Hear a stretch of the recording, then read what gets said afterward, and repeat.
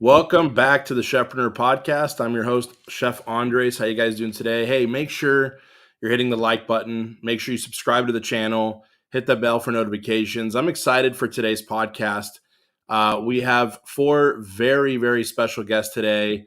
Our certified coaches in Chefpreneur and also mentees of mine. This is going to be a really, really fun episode. We're going to dive into your guys' questions that you guys submitted.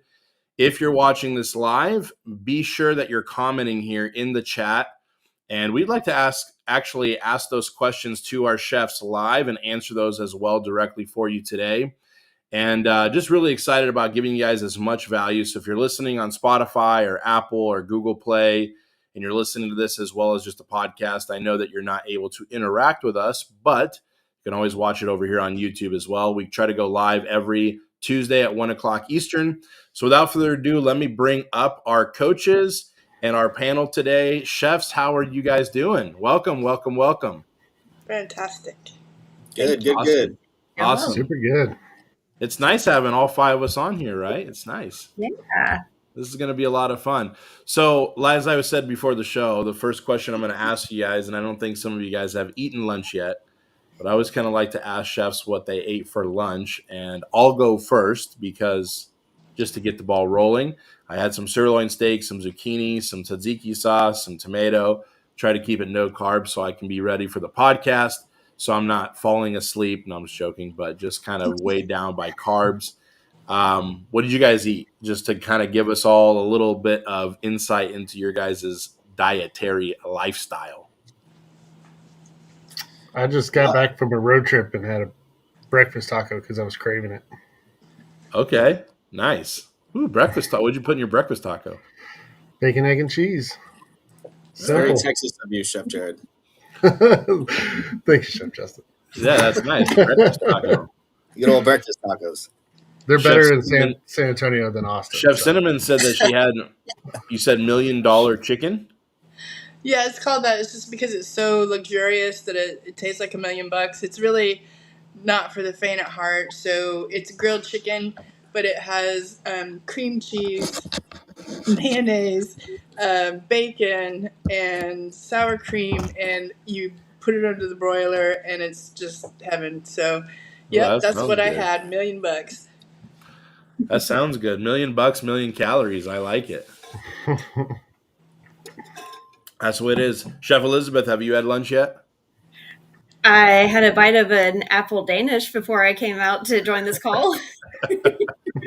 Apple Danish. All right. I like that. It's all right. I like that. Well, again, and Justin, I think you just said that you had a protein shake, correct? Yeah, lots of black coffee and a protein shake. That's about it. That's a black coffee. I don't drink coffee. I know that's very strange. My wife thinks I'm weird. I don't drink coffee. I guess my vice, like I've said before, is an occasional cigar. That's like my vice that I have. So, but well, awesome. Thank you guys for sharing that. So, again, this podcast episode is really just about getting questions answered from our community, and I'm really just excited to bring this to you guys. And so, what I'm going to do is I'm just going to we have some questions that were submitted. Again, if you're watching this live, please don't be shy. Make sure you comment in the chat any questions that we can answer for you while we all have this panel on. And I'm really excited because we had some really good questions submitted, and I think that it's going to really help not only the people that obviously asked the question, but other chefs that are listening to this, because there's just some really good questions today. So let's start with, actually, Chef Olivia asked two questions, but I'm going to go with her first question. She asked, when meeting a new client, should you see their kitchen before cook day? How and when does that factor into the overall service being provided, including the cost? I'm going to throw that one actually at Chef Justin. I'm going to break the ice with Chef Justin today. What do you have for Chef Olivia? What is your advice on answering that question? It's, first of all, it's a great question. Because a lot of times, especially starting out your personal chef business, you don't know what you're going to be walking into type of situation when you get into these homes, right? So when it comes to menu writing and equipment, I typically try to write my menu based on what I have available and also just what kind of every kitchen will have, right? Like standardly, every kitchen will have a stove, will have an oven, pots, pans, that kind of stuff. If it comes to like a specific sauce that I like to make, where I like to have like a Vitamix blender, I bring mine with me. So when it Mm, comes to like very specific tools and equipment, I do bring some stuff with me, but I don't bring everything. For the most part, when I'm on the phone with a client and say we're booking a party for 15 to 20 people, I typically like to ask the questions of, do we have enough plates? Do we have enough silverware? And when they select their menu items, if there is something I need specifically, I will ask those questions if they have that. If not, then I will bring my own. I like that. So basically, you're kind of planning that they have most of the things that we need, but you're basically saying, "Hey, I'm going to bring some stuff as well that I know I need." That's correct. Yeah, That's correct. and I would concur 100% with that, and I think it's something for Chef Olivia to think about is just kind of looking at her menu. What does she need? What do you need for equipment wise and things? Maybe special tools that you have. I know that she asked a little bit as well. How does that factor in the overall cost? I don't. Would you say, Justin, that that's not really necessarily going to factor into the cost, or do you feel like you upcharge for anything that you bring with that aspect of it? That's a good part of the question. The only time I will add additional cost is if I have to rent something outside of what I have. So, Mm-hmm. for any reason, if the guest only has 12 plates for a party of 15, then I will recommend at that time to rent plateware and silverware, which I have a partner close in town that I could rent that stuff from. And I will upcharge from that as well. That's good. Just for myself going to picking that up and bringing it to the event and cleaning it up and dropping it off. I do charge a service charge for that. It's not much. I only charge an extra 15% on top of what the rental company charges me, but it's nice to have something like that in your back pocket that you can use when you get into a situation like that. So I personally don't have to purchase a bunch of plates and silverware, that kind of stuff. We could just rent them if we need to. Yeah, I like that. I like that. That's good advice. Yeah, and again, you know, that's really what we teach, right? I mean, we kind of teach use as much in the client's home as possible, make it a seamless experience. If we need to rent something, we rent something. Of course, we just pass that along as well. And actually, I'll just kind of add in a little tidbit for me lately. What I've done too is when we have to rent something, sometimes I'll kind of place the quote or the order, and then I'll actually have them kind of reach out specifically to the rental company to render the payment, all that, just so it doesn't go through us necessarily, and then I have to deal with all of that. Plus, if there's any breakage or whatever, it's not a he said she said type of thing. It's kind of more in the agreement between them and the catering company. So just kind of eliminates a little bit of back and forth and a little bit of hassle, if that makes sense. So great answer, brother. That's a great answer and great question to Chef Olivia. And she asks her second question she asked as well, because she really took her time and really asked some great questions, is she said, this is a little bit of a two-part question regarding containers and spices. I thought about charging a container fee and providing the container on cook day myself, disposable and compostable material. There are a couple drawbacks to this, I think, but I'm wondering if it would be best to have the client provide their own containers. Likewise, with spices, I was thinking of carrying my own suitcase, quote unquote, of spices and charging a pantry fee. I'm not sure how that works as far as them already having something or trusting that they didn't use what I previously purchased between cook days. Can you shed some light on this? Chef Cinnamon, I think you would be a really good chef to answer that question from Chef Olivia, and it is a little bit of a two-parter. It's funny, this is actually a question I feel like we get asked a lot in the community on just when it deals with like spices and some things that are going on. So, Chef Cinnamon, can you answer that for Chef Olivia? Absolutely. That's a great question. I think that so one of the things that I do with my meal prep clients, which those are the majority of my clients, is they do have to buy their own containers. And one of the things is I don't know. I mean, spices go bad. Even if they're sealed, they can be there for years, and you don't know what they if they're going to taste all right or what the quality of them is. So I have a space in the pantry with the new spice containers, and by new, I usually go to like HEB or a a grocery store that has a nice bulk spice section, so you don't have to buy a $12 bottle of cloves that you might use twice a year. but be able to buy just enough that you'll need for a month or two until you need to buy that again. And so that they know that those are the spices that the chef is going to cook with whenever they're there, and not to use those spices. And just for, so that we keep the quality of the spices, the quality and the flavor is going to be there for them. And then also, yes, as far as having a cabinet, carrying them around, um, you guys can talk about, usually our car is full of things anyway if you are bringing special equipment, and then you may forget it or something like that. So I like to just keep it there so you always have it. Yeah. I've known other chefs that people will use the spices. The people I cook for, they don't usually cook, so I haven't run into that yet. And definitely don't charge a pantry fee from myself, because I've noticed that just like in the last 30 days, the spices have gone up, some of them twice, double on some of the things that I use. And so if you have just a pantry fee, you may be cutting yourself out of some money there.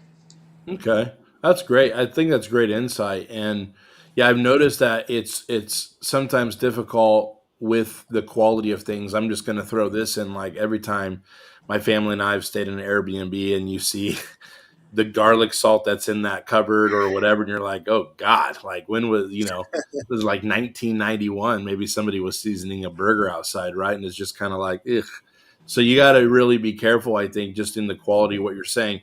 And there's nothing wrong, again, with passing on those costs to the clients. And sometimes you're just saying, hey, would you like to leave these spices with you? Or again, if it's something that you use a lot, like I've never charged a client for salt. We use Diamond Crystal Kosher salt. That's like our favorite when I cook. And I just buy a couple boxes, and then it's like I just buy that on the company, on the company account. But it's not necessarily I'm passing that on to a client. So there's just specific things. Just a little bit of for me too, and I'm not for sure if they have anything like that as well there, like in your area in Dallas. And I'm going to actually just kind of announce where you guys are at as well here. But before we go on more questions, but Sprouts, I love Sprouts. So like Sprouts has where you could buy like spices by the ounce and things like that. I think it's by the ounce or by the gram, something like that. And you're able to just buy what you need, right? Okay, you need, a couple tablespoons of this, couple tablespoons of that. You're able to just kind of buy it, use it for the dish. It's fresh. You're not feeling like you're having to store too much for too long. But again, the fact is we are chefs and we're going to use those spices more than most people will in their pantry. So usually they're staying pretty fresh as well when we have kind of like what you said, Chef Cinnamon, and even what Chef Olivia was saying, kind of like a suitcase of spices. So I think there's just some pull there. If you're an Indian chef, I mean, you're going to have your suitcase no matter what, because there's no way that you're going to be able to say, well, they're going to have what I have, and you're probably going to want to toast a cardamom and do all that stuff. So awesome. Great answer, Chef Cinnamon. 100% agree with that. And great question from Chef Olivia.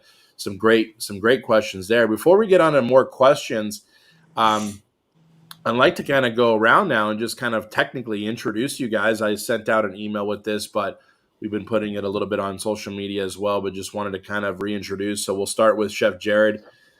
Chef Jared is an amazing chef. He's been in our community, I think, for is it almost 4 years now, Chef Jared? I mean, it's been a while, right? Or more. Almost 5.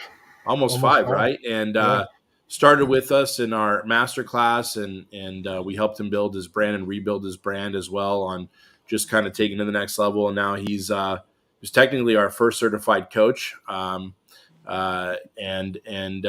he's Experience a Chef is his company out in San Antonio. If you want to just say hello to everybody, Chef Jared, and just kind of introduce yourself, even though I kind of did it for you. But yeah, we're in San Antonio, but growing rapidly. We really try to tell we like to create memories and stories through food. So I always tell people, remember the time when you were a kid and this specific meal happened, and you tell that story every single year. Well, we try to create those memories. And so that's kind of our focus. Food kind of comes in second. It's a big part of it, but it's about creating those memories and those moments that you can talk about for years and years. I love it. I love it, man. Thank you for sharing. I'm so glad that you're here. Yeah. Chef Justin, I know we already heard an answer from you as well, but just Chef Justin Collmore out of Austin, Texas. Little interesting story about me and Chef Justin that some of you may not know. We've actually spoken on the phone a long time ago, way before Chefpreneur was even out there, way before I was even in my own business. He was he was the chef over at the country club right across the way, right? Was it the Yeah, Crossings? the Crossings Golf Course. Yeah. Yeah, the Crossing, and I was the exec sous at the time at the Sheraton Resort in Carlsbad, right across the street. And he had a little bit of a situation and called over. And was it sanitize? Like, was it soap? I think was it like Yeah, dish it was detergent or something? it was the Ecolab dishwashing soap. That's right. And I remember talking to him on the phone, and he was like very appreciative. I said, "Yeah, we'll send over a bucket," because he had a health inspector coming, and I guess the shipment of soap didn't come in. So you know what they'll do, and especially in California, they're just gonna murder you for that. So yeah, we've actually talked, and then just years later, and I don't know, did you know that it was me that you talked to back in the day before you talked to me again in Chefpreneur? Or no? I don't think so. I think it clicked later on. I honestly I don't remember exactly when, but because when I first learned about Chefpreneur, it was through the podcast, and then I started looking you up and doing my own research on you. And I think that's how I figured it out. Yeah. Yeah, it's Yeah. just wild. We just kind of like when we ended up talking. And so Chef Justin is one of our esteemed proteges, and his business is Lone Star Chefs. And anything else you want to add, Chef Justin, just to say hello to everyone? Oh, not much. Just wrapping up the year. I'm in the second year of my personal chef business, so super excited for next year. We are going to expand out to Dallas next year, so super excited for that. And we just got a lot of stuff going on, and we're busy. So It's yeah. awesome. Well, thanks for being on today. I'm appreciative of it, and I'm glad to have you here. Chef Elizabeth Okay. Cummings out of technically, I'll say Montgomery, Alabama, even though we know it's Yes. Prattville. Um, but yeah, just you have a little bit of an interesting background. She's the founder and owner of Cajun Amore, and she's also an esteemed protege. And again, all four of these amazing chefs are now, I'm lucky to call them certified coaches, and honestly, mentees of mine. And really, really excited to have you on today, Chef. And you have a bit of an interesting background too. Do you want to share a little bit about what you did before you started your business? Sure. Yeah, this is my second career. So I did about 10 years in public health. I was starting in pediatric heart transplant research, moved over to infection prevention, and then decided I had enough of the public health world and wanted to pursue my cooking dream. That's awesome.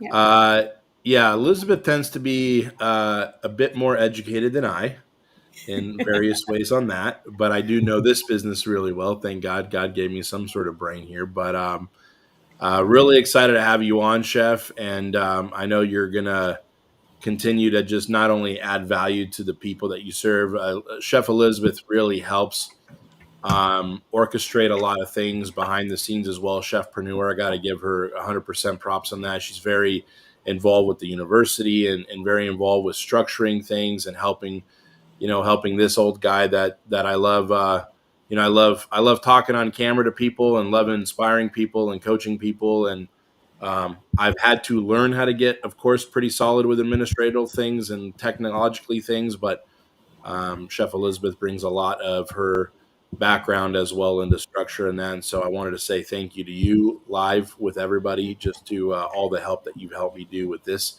and structuring that. So amazing, amazing to have you here. Chef Cinnamon, again, we've already heard from you already, answering an awesome answer and a question here from Chef Olivia. But Chef Cinnamon is another esteemed protege of ours. She's in the Dallas Fort Worth area. Culinary Indulgence is her company, and she's been cooking for a while. But just Chef Cinnamon, you have. I got to tell everybody, because I know they don't know your last name, but your her full name is Cinnamon Applegate, and I just think that that's so cool. When I was interviewing on the podcast, and even when I first talked to you, I'm just like, what a name, right, for a chef. I mean, really, it's pretty right there. But Chef Cinnamon has been really an integral part of just even the journey of what Chefpreneur is, in the sense of really showcasing what God, I really believe, has called this, this movement and community to do. And it's just a really great honor and a pleasure to have you here, Chef. I think if you want to share anything about yourself a little bit as well with the listeners and with the people watching today. Yeah, absolutely. Thank you. Yeah, I've been cooking for a long time, but was never able to make enough money that I could quit my, let's call it a 9 to 5. And then I hired a coach and a mentor in April, and went from just one meal prep client to 5 regular ones and lots of parties now. And so bringing in, oh, I guess it's about 4 times more money than I was with me and my husband working full-time jobs. That's So awesome. in just about 8 months, everything changed, and I am truly living the dream. Oh, that's awesome, Chef. Thank you for sharing that. And again, I can't say thank you enough for your guys' time. Your time is very valuable, and I'm really excited that we're able to be imparting into people. And I want to get your faces out. To be honest, I want you guys to be more in the limelight. Limelight. I think there's so many different dynamics. It's like, I think people love listening to Andres. I've been told that many, many times, and I love dishing it out. Okay, but there's just so much that you all impart, and you bring different avenues. Really, you bring different avenues to just really the community. And because we all have different backgrounds, we have different experiences. And I think that's what makes this very powerful. And I think that it's going to translate into, again, kind of this Q&A session and this kind of panel, as you will, today. So let's continue on with some questions. In fact, I think Chef Alvarine just commented hello chefs here on the comment in the live, and that's actually whose question we're going to answer next. So Chef Alvarine says, hello chefs, what should I do when and if I get clients? With my funds not readily available and don't have my website yet, I'm a bit hesitant to put myself out. Will I be needing a commercial kitchen and insurance as well? I want to hand this over to Chef Elizabeth. I think you're going to be able to answer that correctly as well. And what advice do you have for Chef Alvarine asking that? As far as it goes with the not only the commercial kitchen, the insurance, but hesitant to put ourselves out there without even the website, or maybe not having all the funds that we need. So, getting started, you don't need as much as you think you do. Insurance, yes, you want to have that. That just is a good safeguard to protect you in case something happens in a client's home. The other thing that you really need to have is a business banking account. So when you collect that deposit, that money is separate from your personal funds, and you don't accidentally spend it going out for yourself, and then you can't buy the groceries for your client. If you follow the Chefpreneur model of charging a 50% deposit, you'll have the funds to get the groceries for the day of your event, and you don't have to have the startup funds for that. The only other thing I would recommend that you absolutely have to have right away is a good knife set. Most of the kitchens you go to will have everything else that you need, but even in the nicest kitchens that your clients have, you're probably going to wish you had your own knife set. And you can build your own box of tools as you continue on, but just getting started, I think it's great you can get clients without a website. The website builds more authenticity to you, but if you can go ahead and get clients beforehand, do it, because you'll have more to put picture wise on your website and more reviews to just build up that you are a legit personal chef and not someone with a side gig. That was great. That was straight to the point. And I think that was really good advice, honestly, for Chef Alvarine. I've noticed, and I think you guys have noticed this too, chefs, and I have the distinct honor of coaching every single one of you. So I can not disclose the hurdles I had to go sometimes with our thinking and even the people on this panel. But I think all of us, we can second guess ourselves, or we can get in our head so much about really just kind of putting our foot forward and stepping out and really doing what we have to do. And I think that is something that a lot of people don't realize. It's very common. And I could tell it, here, that every single person on this panel has had that as well, where there's just some level of mental blocks of, certain things that hold us back. And so I think that was very sound advice of what Chef Elizabeth said, Chef Alvarine, on really getting yourself, making sure that you're established enough so you're not feeling like you're on an unsolid ground, but at the same time, not doing so much where it's hindering and it's holding you back from really trying to actually get this thing going, right? And that's something that again, it's very common with people. So great question there. All right, our next question comes from Chef Shamika. It says, do you have any tips on how to boost bookings for personal chef services? I don't have a website yet. Chef Jared, you want to take that one away for Chef Shamika? So, Yeah, any tips on boost bookings? And she doesn't have a website yet. that's my favorite topic of the year right now. It's just yeah. So I think that's kind of the first hurdle that everybody runs into, because they always think, oh, if I have a website, uh, I need leads, I need leads, I need leads, and I need leads. But you can get those without your website, right? Uh, the biggest, when I started getting into it and was kind of busy, I kind of relied on apps like Thumbtack and things like that.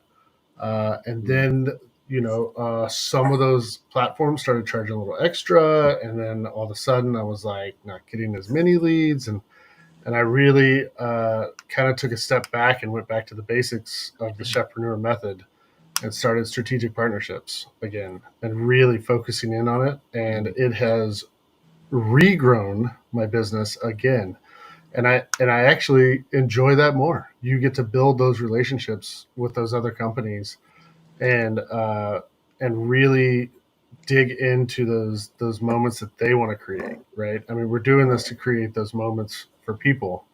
So you want your strategic partnerships to have those moments as well. And so when I do a free dinner, for our strategic partnerships, and that's really where I dig into what they want and how do they see their place, and how can we help them grow, and it grows in that moment, right? So I can think of a very specific one.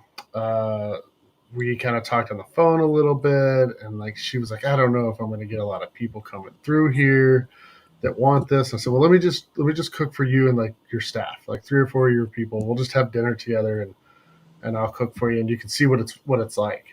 And within that, every course, we talked a little bit about her venue and what she wanted, and we almost built a specific menu for their venue. And she sends me clients all the time now, and she'll call me and say, "Hey, I just saw this sensory dinner, and I want to do a five senses dinner." And I'm like, "Great, let me write a menu up." And then she's like, "It's hers, right?" And I think So cool. building your strategic partnerships builds your clients, right? And it kind of, they see what you want. It gives you those moments to see what they want, and then you can kind of build together. And I mean, I find other chefs as strategic partners too. So that would be my advice on building that for sure. Awesome. Thank you, Yeah. Chef Jared. That's really awesome. I love how you actually took not only the partnership with that and kind of, I don't want to say morphed yourself with their business, but in a way that's really, again, about adding value, right? Like any strategic partnership. And so for those of you guys as well, like just to really be clear, it doesn't mean that you're giving a percentage of your business away to somebody as like an official partner. It's strategic. It's strategic. It's like we're feeding each other leads. There's things that are crossing over with our services, and we're also serving very similar clientels. And I think that's really important for people to understand. And it's so powerful. It's so powerful. I always say this, you tap into a company that has maybe been around for 30 years. And Chef Shamika, you might be saying, hey, I don't have my website yet. I'm just starting out. Now, again, we obviously would suggest you getting a really dialed in website. I mean, it's going to help you definitely overall and really structuring your business in a really sound way. But the fact of the matter is as you put yourself, in the position of saying, I want to receive bookings, and you start to build those relationships, you're now tapping into a company, like I said, that could be around for 20 years. And now that company that has spent 20 years, thousands of dollars acquiring customers and getting kind of a customer base, you're able to tap into that as well by basically now being associated with them. So really, really, really great stuff. That was a great answer there. And again, a great question. These are great questions starting out. Uh, our next question comes from Chef Mark. Chef Mark says, how do you get over the fear of just doing it, starting it, taking the leap? I want to go into Chef Justin for this one. I think he's going to be able to answer this one. Chef, what do you have for Chef Mark as far as like, how do you do it like Nike, right? Just do it. But like, is there any tips you can give him on how to overcome that fear? Chef Mark, you just got to jump, brother. You got to get in there. Um, I had a lot of fears as well when I first started this business, and there's a few things I could say is if it Oop, and there's things that we need to overcome when starting a business, but how are we going to learn if we don't jump in there, right? I mean, there's definitely things that I have failed at starting this business, but we can't learn if we don't fail, right? So I had a really hard time with communication face to face with people. I'm a chef. I've been working 16 years in restaurants and hotels. I've never really had to be in a position where I had to cook in front of clients, right? So that was a big fear of mine, and being able to call these partnerships and build connections was scary for me. And it's just a matter of just starting with one and you move on to the next one. I started with uh, wedding planners because it's just seemed like people that were easy to talk to, right? Because that's what they do.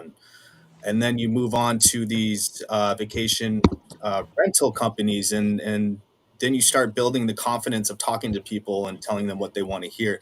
That was a big struggle for me, and now I have 60 plus partners that I work with. So it's a matter of just overcoming just the littlest things and just start small and work your way up, right? um, Time's not going to slow down for us, for any of us, so it's just a matter of getting going. that's awesome. You know, it's so funny how you mentioned that, Justin. I think as well, I don't want to add to that. I want to kind of feel in my heart to just kind of throw a couple things. I think all of us have to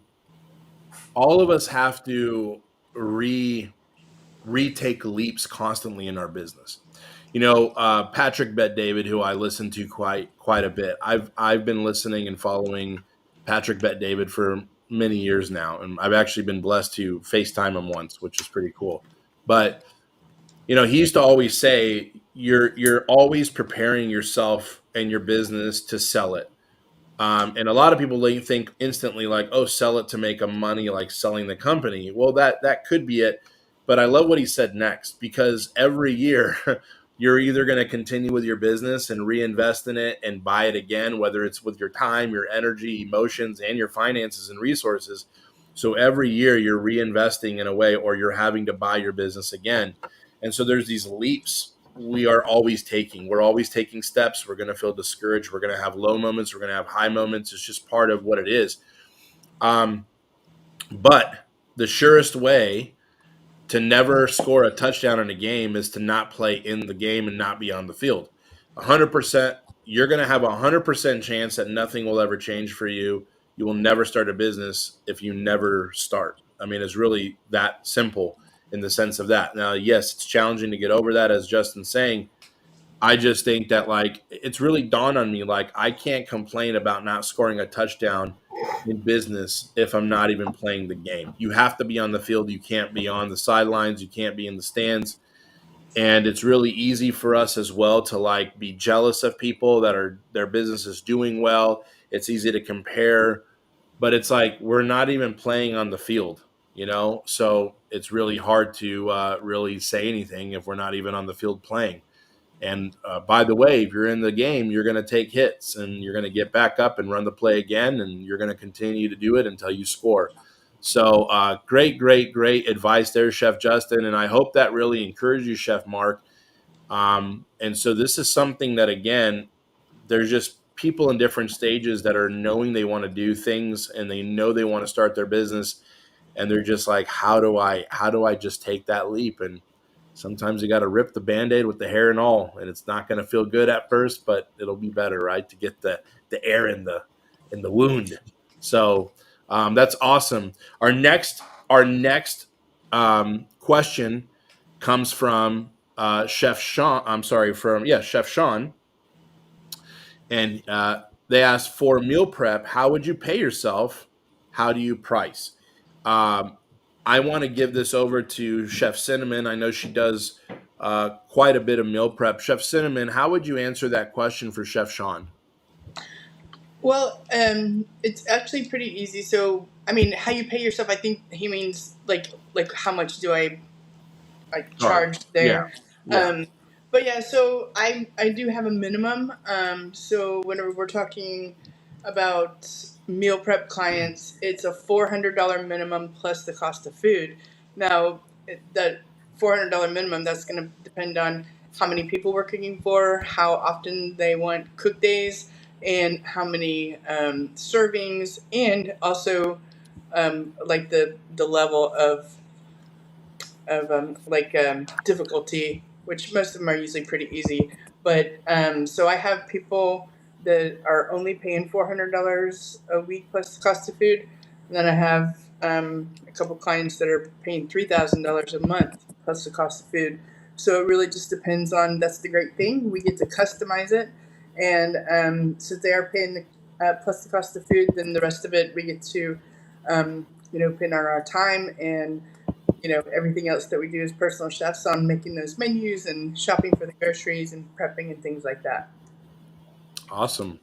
And I think that's just great advice. And I love what Chef Cinnamon said. It's simple. Again, we get in our head and we overcomplicate things, and we just got to do it. And I think that's the key of it. So I hope that really helped you out, Chef Sean. Actually, can I expound on that a little bit more Yeah, of too? course, of course. So I think that so I've been charging for my services since 2015. And the thing about it, but only now am I making money, because I used to be so afraid that somebody wouldn't want to pay $15 a meal. I was so afraid of that, even though I Wow. knew I could make them real good stuff. So I ended up paying people to make meals for them. So it wasn't until I owned that I could say, "Oh yeah, it's $400 minimum plus the cost of food." Until I owned that, nobody was taking me seriously, and now I say that to people, and they're like, "Okay, can you start on Tuesday?" So that's a really important the mindset for I sure. love that. And I have seen the mindset transformed in Chef Cinnamon. Um, and it doesn't happen overnight. It takes continual confidence, but it takes that first step forward and feeling as well that you have that solid footing to step on. And um, at the end of the day, I say, you guys are probably hearing me saying it, like sick of me saying it, but mindset and mentality. There's so much involved in that. Strategically, yes, there's strategic things and how to do things. A lot of it is a mindset game. Most things in life are. so so that's really a great answer, and I hope that helped Chef Sean out. Before we get to another question that was submitted, we actually have one here in the chat from Chef Robert. Chef Robert, thank you for joining us. I hope you're still tuning here. And he said, would strategic partnership be the option for needing to jump in with limited money and no website? I want to take the courses with Chefpreneur, but I need to build a little capital. And then he kind of followed up with that saying, and would barbecue or barbecue comfort food be a good strategic partnership? So he says he's still here. So awesome. He gets to get his question answered live. Chef Elizabeth, let me throw that one at you with would that be a good option for partnership starting before needing to, kind of needing to jump in with limited money and kind of no website, which I know we talked a little bit about already, but if you want to expand on that, Chef Elizabeth, and then again, the strategic partnership aspect for barbecue comfort food. I guess I'm kind of confused by the question of partnership, like partnering with another company that does the comfort food and barbecue, or providing that for somebody that's looking for it. I think that he's trying to say, and I could be wrong, Chef Robert, are you trying to say, as far as like your niche, what you want to specialize in, to partner with other people, like you offer barbecue and barbecue comfort food for to like put yourself out there? I think that's what he means, is like trying to say, this is what I want to do, and then I'm partnering with people who want that.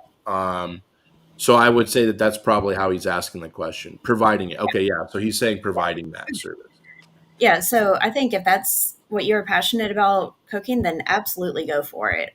There's a demand, especially in Alabama, for good barbecue for all the events, and I think it's a really easy sell because, like around my area, people don't really know what a personal chef is. So I'm having to do a lot of education on that.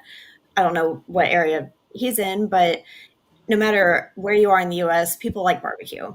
And if you can bring a good barbecue to their event, they're happy. And that's a really easy way to build up clientele and get good referrals out of it because you do a great barbecue. There's someone else that has an event coming up next weekend where they are looking for another good barbecue, and you're not going to get tired of it. I think it's an easy way to do a partnership too, especially when you've got, football games and other sporting events. It's a really good way to feed a lot of people at once, and there's a lot of variety already, and you don't really need much setup. As long as you've got a grill, you're good to go, right? Oh, that's great advice, and I think that starting partnerships is a good way to get into it with no money. More of Right. the skill set and the time in the relationship. He did mention right now that he just messaged here that he's from Texas. Oh, So awesome. obviously Texas is known for barbecue. So you're going to be in good company, let's say. Yeah. So again, maybe what advice, Chef Elizabeth, would you say that he can offer to maybe make it a bit different? Not necessarily the food aspect, but how can he present himself maybe to set himself apart from like, well, I'm just another Texas chef doing barbecue. But there we have to say, I mean, three out of the four certified coaches are in Texas, so it's kind of crazy, right? But there's a lot of bad barbecue. I mean, there's a There lot of are. bad barbecue in Texas, to be honest, I'm sure. But there's also some really, really good barbecue. But what is something, and maybe just even open panel for the other chefs too on this specific part? What are some ideas, Chef Elizabeth, or any of the other chefs like that? Chef Robert can maybe differentiate himself a bit to really just kind of say something more unique. I'd say whatever you can do to make yourself have something that you're known for, whether it's like a sauce or a rub or something, not necessarily that it's a la carte, but that one flavor that everybody looks for. So, like, we have Full Moon Barbecue here, and everyone knows that they've got their chow chow that goes with the barbecue, or they have their half moon cookies that goes with the barbecue. It's not necessarily about the barbecue itself, but the accent to it. And Mm, if you can have some sort of hook, either on the culinary side or the experience side, that can really set yourself apart, you're going to build that clientele too. Maybe you cook all of your barbecue over an open fire, like a campfire style or something. Or maybe you have a cowboy outfit that you wear when you're cooking. You can have fun with the ideas of how to set yourself apart where people think of your company, they think of that one image or that one experience that they're going to get. that's good. That's good.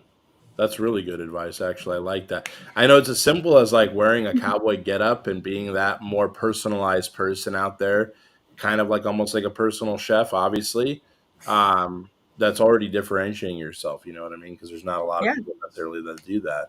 Anyone else? Anything else to add for Chef Robert? He said awesome, by the way. I do. I'd like to Yeah. add on to this.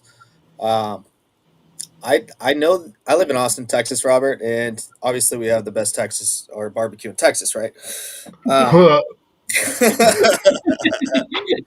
long Oh story boy, short, we're starting a feud uh, here right on the podcast live for everybody. I'm just kidding. I'm just kidding. But we do have a good amount of barbecue catering companies in the area, but I've yet to find a chef that specializes in barbecue.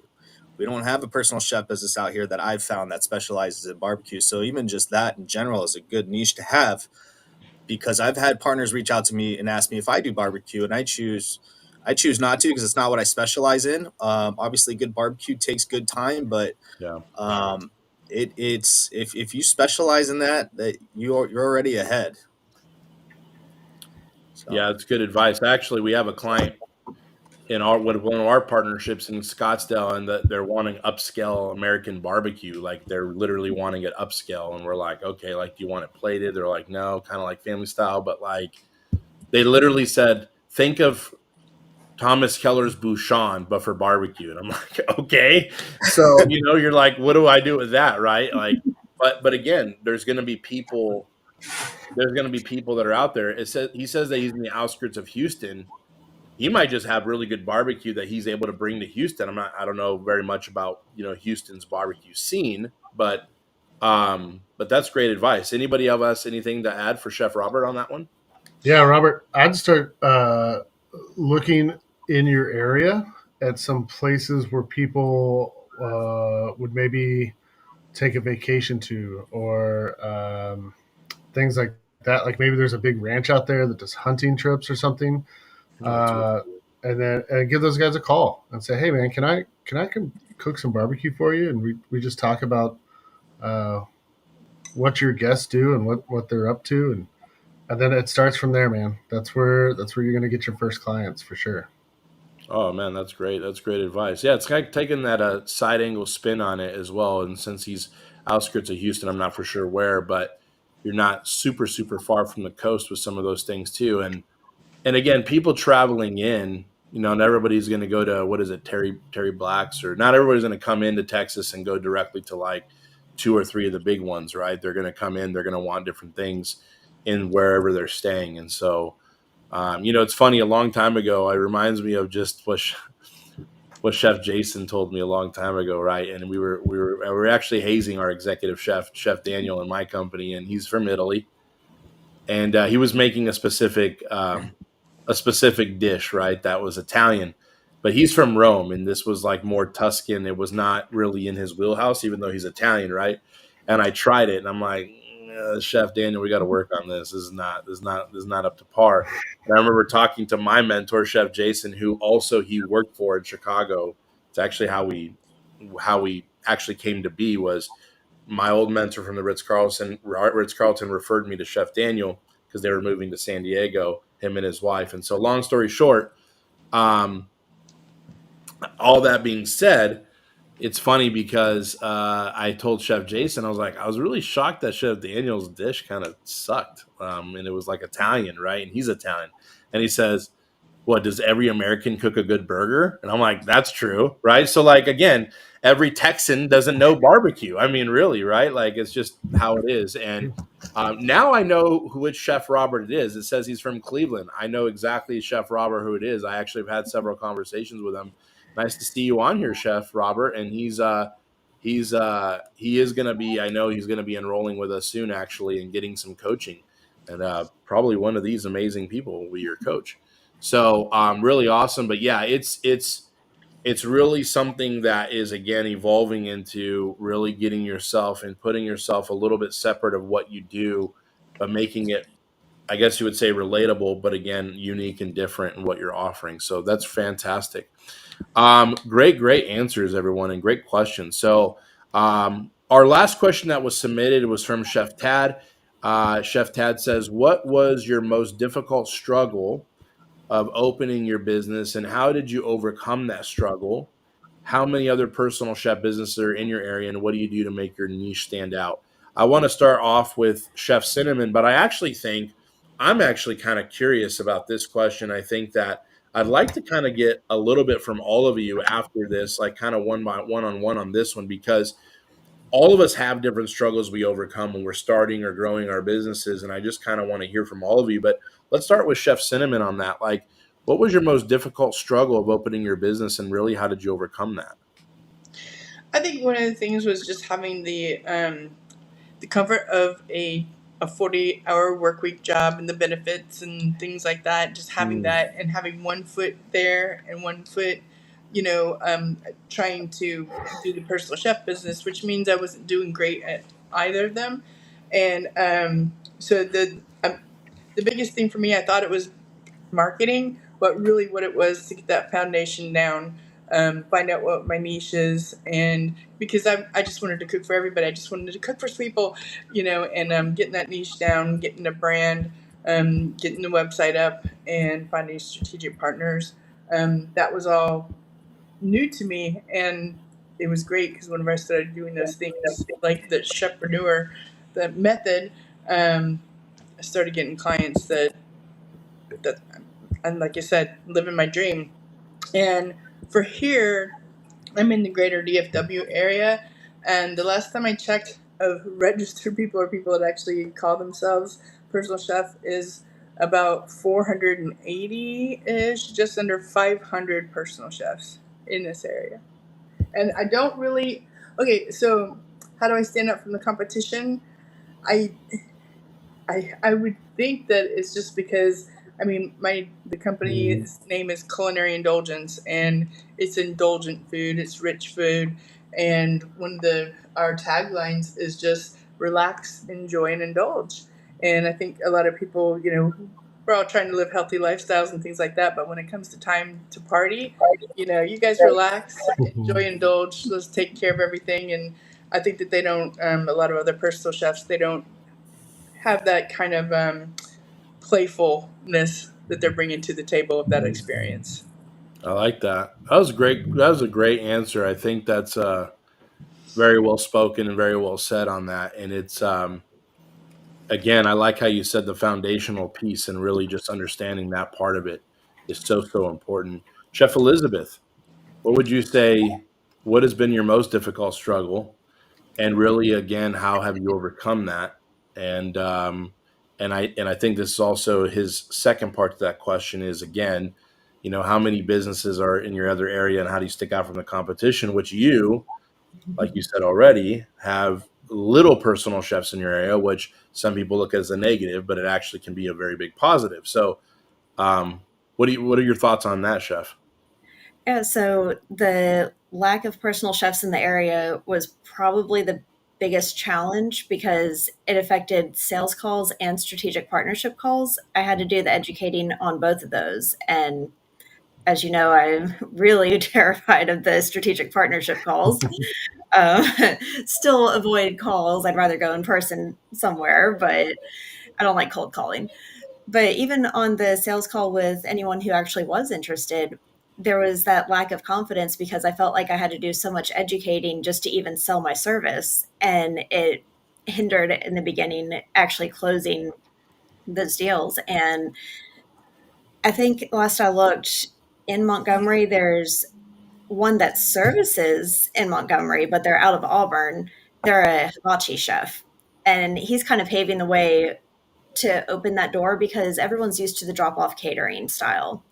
They hear what I do and they're like, I don't know if we can spring for it. We'll wait for a really special event. But then here he comes and everybody knows hibachi. They're used to indulging with that and they get the idea warmed up that a chef can come and cook for them. And then they call me and they're already used to the idea. But I think we kind of play off of the same client base now because we're both making waves in the same areas. And I think I really just have him as my competition, if you can call it competition, but it's two defined niches that we both stand out in our own ways. Because if you're wanting hibachi style, that's what you're going for. If you're wanting Cajun food, you're wanting Cajun food. And I think there's room for several more personal chefs in the area that all have their defined niche. Yeah, Uh, in Birmingham, there's a few more, but even yeah. still, there's not another Cajun cuisine specialty. So somebody's looking for good Cajun food, they know to call me. I think that's so key on what you said, Chef. I think this applies in any city. I mean, even with Chef Cinnamon saying there's a little under 500, there's probably more than that, but 500, you know, around 500 listings, whether you're finding them on Yelp or Google or whatever, even in Dallas Fort Worth. I mean, it's a massive market. There's still millions of people in that market. There's still hundreds of thousands of people in your market that have never heard or have never hired someone to come and say, I'm a personal chef or given them an experience in their home. So sometimes we look at competition in our area as how do I stick out? How do I stick out? How do I compete? I think there's levels to that. Yes, of course. But I think when there's business there and there's more people doing it, it helps educate people. And there's just always hurdles with marketing, right? Like first, it's about educating them on what it is. Once they're educated, then it's about marketing to them on what their specific needs and wants are. And that's where the room is made for all. I think that's where the rubber meets the road for a lot of us. And so it really becomes more of instead of us focusing sometimes on how do I differentiate myself, you're probably already different than everybody else. I will make a very blatant plug. that I think a lot of personal chefs are doing their business and running their business wrong. I think that they have horrible sales experiences for their clients. I think there's horrible onboarding for their clients. I think there's very lack of communication in most cases. So even if you did serve a similar niche, you're probably going to be overtaking them with just the way that you operate, if you have a good system with that. But again, I don't think there's is there ever a point where, oh, the market's completely flooded out? It's going to take a long time for that to happen, because you're always going to have people doing it not so great, and then you're going to have a lot of individual niches that are very different from each other. Cajun Amore, very different than hibachi, completely different, right? So like, it's actually a different experience. Even though it's there at the home, it's just a different experience as well. But it could be very similar in a lot of ways, which is a good thing for education. So great question for that. Chef Justin, do you have anything? What's your most difficult struggle of opening your business? And again, how did you overcome that? Yeah, mine's a lot like Chef Elizabeth's in the fact of having the confidence to sell myself, making those cold calls and calling these businesses to partner with mine. I think that was the hardest part for me. And the best way for me to overcome those struggles, like I said earlier, is just take one step at a time. I started with smaller businesses that I found on Instagram, and I reached out to them, scheduled calls with them to the point where I felt comfortable having these phone calls to where I could start cold calling and calling these companies, bigger companies.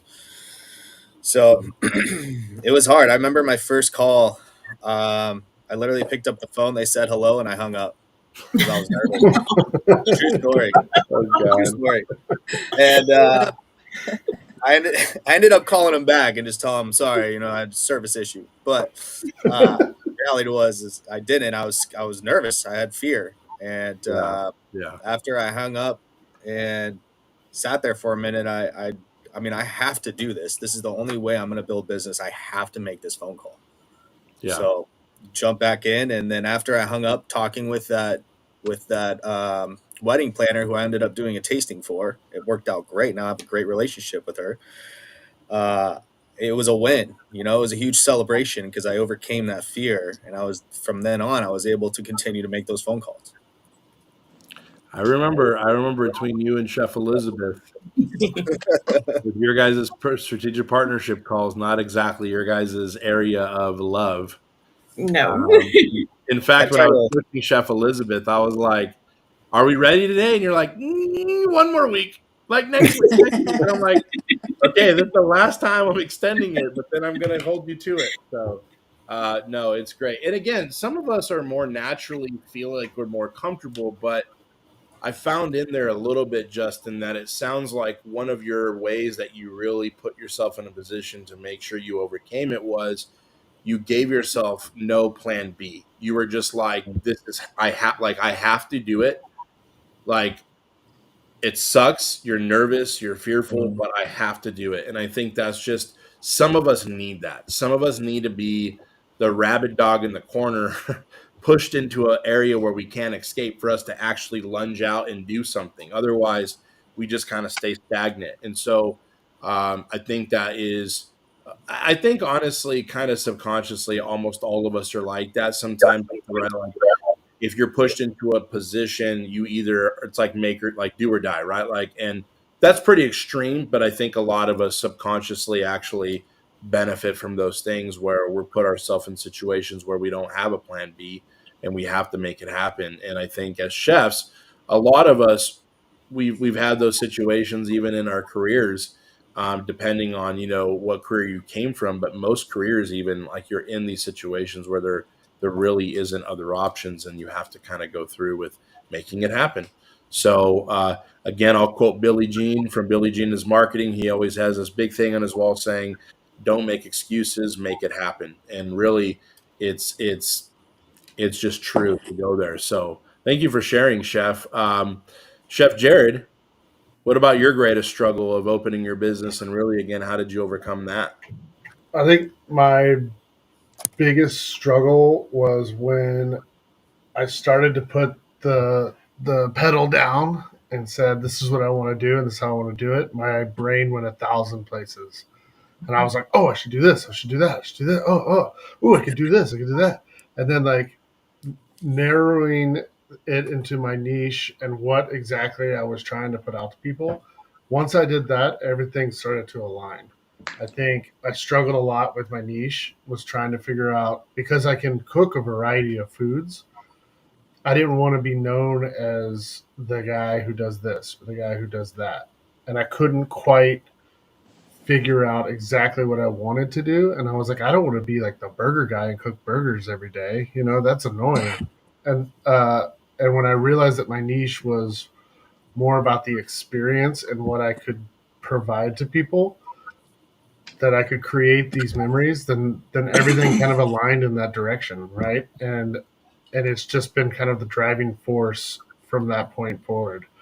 And it makes it easy to sell myself because I can ask the right questions to get to the point that I want to get to, right? So is it, I ask about what's the event for? Where are we doing it? Who's this about? And then before we even talk about a menu, we're already talking about Billy's birthday and then I go, oh yeah, we got to make a menu. Yeah, let's do that. Like, what does he like to eat? And I think that that's what separates me from other chefs. Right? Is they go directly to, here's my menu. Tell me what you want. Let's go. Right? Even chefs around this area that I've talked to, uh, they immediately want to say, "Oh, I don't do that." And I'm like, "Why? You just missed out on that. Like, you just missed out." There's a guy locally who, he's like, I don't do anything less than 12 people." I'm like, dude, those are my favorite parties. Like 5 to 12 people are Yeah. my favorite parties because I get to like hang out and talk, and like you get to 12, I'm actually like having to work. I have to bring somebody to help me.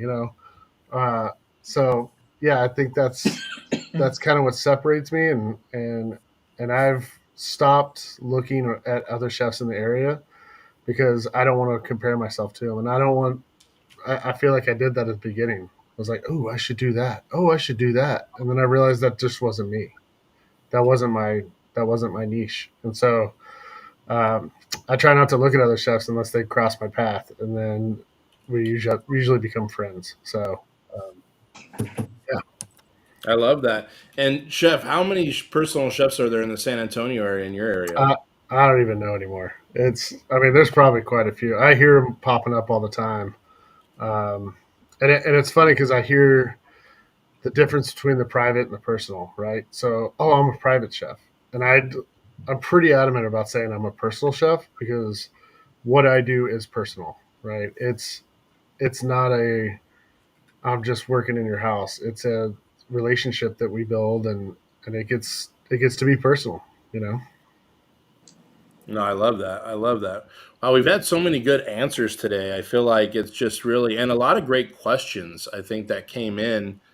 And, I just really want to just say thank you again for all of you guys being on. And it really means a lot to me. It's just kind of crazy how far God has taken Chefpreneur for it to be starting from a podcast, which we're obviously on right now doing, but all the way into having four amazing, um, you know, uh, it's just been, yeah, it's one of those things where it's just continuing to be a blessing to see the thing evolve and really help more chefs, right? And now there's four certified coaches here and ready to help people. And it's one of those things that, again, it's always a journey, right? To grow the business, it's always a journey. It's always a journey of taking the next step in what you're doing. And a lot of times you could be doing everything right. You just need to, again, have a level of patience at times. Um, every business is like a farmer and its crop. You have to plant seeds. You have to sometimes dig down first, plant a seed, water the seed, take care of the seed, water, get a sprout, protect, get weeds out, focus in, nurture it, take care of it, and eventually you're going to get a harvest. And sometimes we think that if we don't have immediate results, we're doing something wrong. And that's not always the case. In fact, things that take time, things that are um, things to get to a point where things are in a good way running and operating and the business is growing, it's so funny because even Dave Ramsey, one of his favorite sayings that I like, he's like, "Oh yeah, I have my overnight 25-year business." Like it's funny, right? Because it's just you won't really notice anything, and then all of a sudden, boom, right? And there's just different levels. There's different levels of how, and different challenges of how, different strategic things that you're doing, things that you're playing on and exploring, and just continuing to dive in. I will say my last piece of advice for anybody out there wanting to grow their business, in the context of this, and all the chefs that have come on and asked these questions, and the chefs that are answering them here on this panel. Um, don't allow yourself to go down a path where you're trying certain things. There's certain areas that you'll try things and you'll figure things out. There's other areas where if you keep digging up the thing that you planted constantly, it's never going to get a chance to grow. So sometimes we try things, we don't really give them a full access of understanding if they're working or not. But if you've been at it for 2, 3, 4 years or something, and it just seems like there's no traction, you just might be planting the seed in the wrong soil. You might not be really building the business correctly. You might feel like you don't really know where to start. And maybe you've tried to start and maybe you've already started. Again, you've gotten the guidance. Even if you're someone who has been with us and really building your business, there's levels of patience you're going to need there. And there's other times if you haven't really got the proper guidance and you really don't know the recipe of how it works to actually plant that seed and grow something and actually produce a harvest, you might just not know that you're not following a system or a method or a recipe per se that is actually working. So, what I want to do as well is I want to really give people an access to book a free mentorship call with one of our coaches that you see here. So, if you text mentor to 470-664-3227, text mentor again to 470-664-3227, we can get you set up with, maybe scheduling you a call with 30-minute session with one of the coaches just to see where you are in all of your journey, and just really seeing, are you following the method per se? Do you even have a recipe you're following? And that might be a huge piece of the problem, to be honest. So again, really want to just thank you guys again for being on. And this has just been an amazing time. I hope you guys enjoyed yourself. I hope you chefs as well got a lot out of it and were able to really just, love on people and say, hey, this is what we know, what works, what we've tried, what we've done. And again, we've had some great questions as well. So thank you guys so much for tuning into the podcast today. Again, if you have not subscribed to this podcast, whether it's on Spotify, Apple, Google Play, or if you're watching here live on YouTube and you haven't subscribed to the channel, make sure you hit that subscribe button, hit that like button, hit that bell to get notified again as we go live, and we have more content coming out. We're going to be releasing a lot more content in 2025. And again, if you guys want that mentorship session, text mentor to 470-664-3227. Again, thank you guys, chefs, for being here. Love you guys so much, and I can't wait to see you guys in the next episode. Take care.